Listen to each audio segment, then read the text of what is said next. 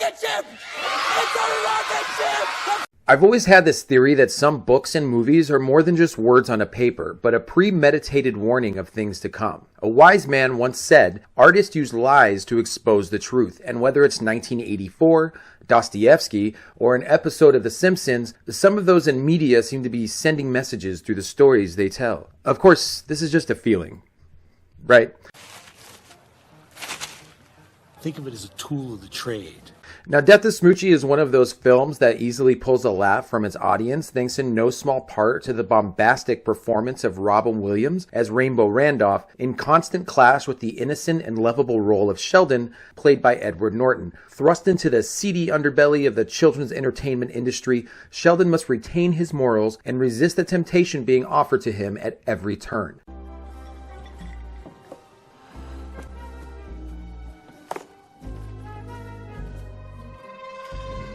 Now, knowing what we do about the Epstein Island and Diddy situation, along with, whatever went down at Nickelodeon, this movie no longer feels as if it's a fiction, but rather a message from the past, warning us of a future we could have prevented had we been listening closely. Hindsight is 20/20, but the tinfoil hat inside me wonders what force or otherwise coercive methods would encourage some of the most richest and powerful people in the world to communicate through cryptic messages, as if they were afraid to reveal the truth while exposed. Does the bridle still fit?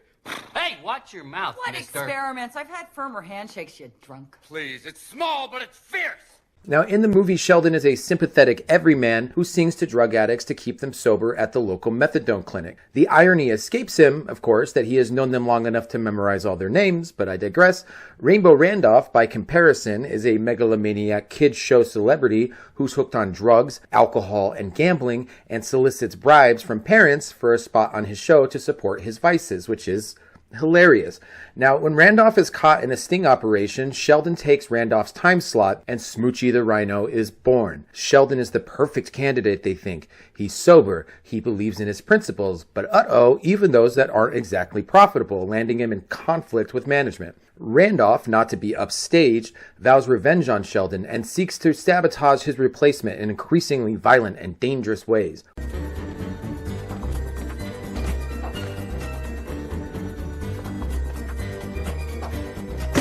What follows mirrors the old Bible story of Jesus in the desert. Sheldon is tempted by the various devils of Los Angeles, from agents to charities to Irish mobsters. A regular guy has to make sense of years of corruption and societal rot while holding on to his morality and his life. And that's a joke. And everybody laughs. You roll the snare drums. Yeah, curtains. Now, in episode 2 of Morality of Movies, we talked about Twin Peaks and how that show isn't about the death of Laura Palmer. It's really about the rich men that travel across the border to sleep with the underage prostitutes. Now, these themes, at least to me, seem to be prevalent not only in film, but also in books as well, going back to Vladimir Nabokov's Lolita in 1955. The writer of this absolute masterpiece is Adam Resnick, a longtime staff writer for The David Letterman Show, the same late-night host who faced a myriad of alleged sexual harassment and assault claims before stepping down in shame from his position. You think perhaps that writer might have, seen a couple things he wasn't pleased with, and he either intentionally or not, it came out in his self-expression. Even the opening song is titled Friends Come in All Sizes. And you know what else comes in all sizes? Our Rainbow Randolph products. They're there online for you at rainbowrandolph.com. And in this context can take on a whole new meaning. Sheldon's journey reflects all those that go against the corporatized stream of revenue flowing from the youth of America. Sheldon seeks to promote healthy food and is instead given sugary cereals with his face on the box. When he tries to cut out the charities and he plans Smoochy on Ice with all of the proceeds going directly back to the community, they hire a hitman and try to take his life.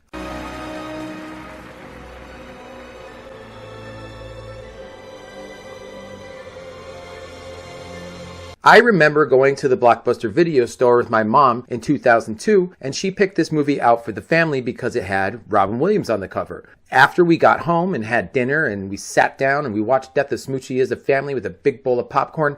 Now, my mother is a Catholic, but she's no prude. It wasn't uncommon for her to let us watch something PG-13 or even R as long as we closed our eyes long enough, during the sexy parts. It was 90s mom logic and none of us can explain it, so we'll just move on. Now, this movie in particular, she found offensive for some reason, and she turned it off halfway, and we watched something else. Well, thank God for the 3-day rental, because the next day, while she was at work, I finished it, and it quickly became one of my favorite movies. Now, in 2002, I was 14 years old, so I liked it for the same reason that I enjoyed a movie like Kung Pao or Suburban Commando with Hulk Hogan. It was ridiculous and crass and entirely unexpected. I found that over time, as I experience more things and build a well of wisdom when it comes to popular culture, it's easier to identify patterns while watching something, so the viewing experience becomes much more analytical. I'm less drawn in by the visual aspect of the film and more interested in its story and how the characters interact and develop and what message that story is trying to tell. Which is to say, now as a man, I see Death to Smoochy for what it really is, an allegorical dressing down of the entertainment industry and the wholesale perversion and exploitation that it fosters. Oh, we'll get you off that snackle, yes we will.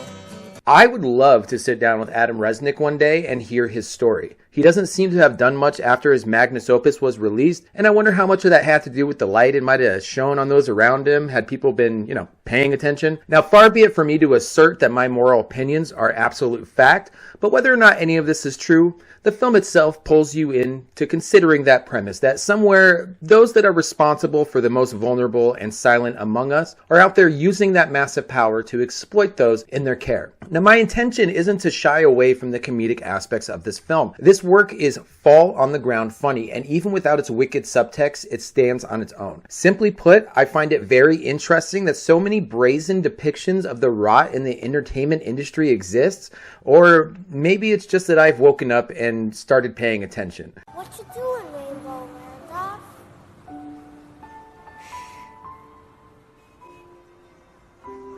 There's a pretty picture of Hollywood. A Midwestern girl drives her dad's convertible to LA and she becomes a big star. More often than not, however, that same girl ends up an unrecognizable hollow shell made of broken dreams, broken bones, or broken morals. There's enough horrible Black Dahlia level 6 shit happening in the mansions of Beverly Hills. Why then do we enroll our daughters in ballet and theater instead of mathematics and science? Instead, aggrandizing the devils that would consume her as something to admire and love. As always, I encourage you to put on your analytical thinking cap and give this movie a watch. It's available for free with ads on YouTube as well as for purchase on Amazon's digital marketplace. Drop a comment down below and let me know what you thought of the movie.